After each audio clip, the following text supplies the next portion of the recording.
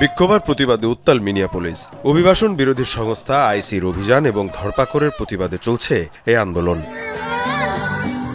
শুক্রবার শহর জুড়ে ধর্মঘটের ডাক দেন আন্দোলনকারীরা। কমিউনিটি, ধর্মীয় এবং শ্রমিক ইউনিয়নের নেতাদের ডাকে শুরু হয় day of truth and freedom কর্মসূচি, যাতে কার্যত অচল হয়ে পড়ে পুরো শহর। এই তীব্র শীত আমাদেরকে দমিয়ে রাখতে পারবে না। আমাদের অধিকার আমাদেরকেই অর্জন করতে হবে। পরিস্থিতি যা দাঁড়িয়েছে, এখন আর ঘরে বসে থাকার সুযোগ নেই।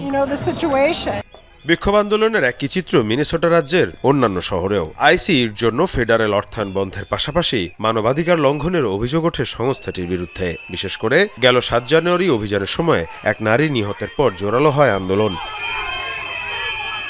এদিকে এবার ২ বছর বয়সী এক শিশুকে আটক করেছে মার্কিন অভিবাসী সংস্থা। কোল রেনাটা নামের ওই শিশুর বাবাকেও আটক করে আইসিই। এই ঘটনায় ফুঁসে উঠেছেন আন্দোলনকারীরা। শিশুরা আতঙ্কিত হয়ে পড়েছে। অভিভাবকরা তাদের সন্তানদের স্কুলে পাঠাতে ভয় পাচ্ছেন।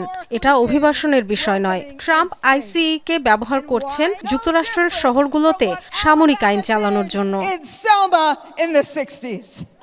এদিকে আইসির অভিযানে গেল ৩ দিনে শতাধিক ব্যক্তিকে আটক করা হয়েছে বলে জানিয়েছে বিভিন্ন গণমাধ্যম।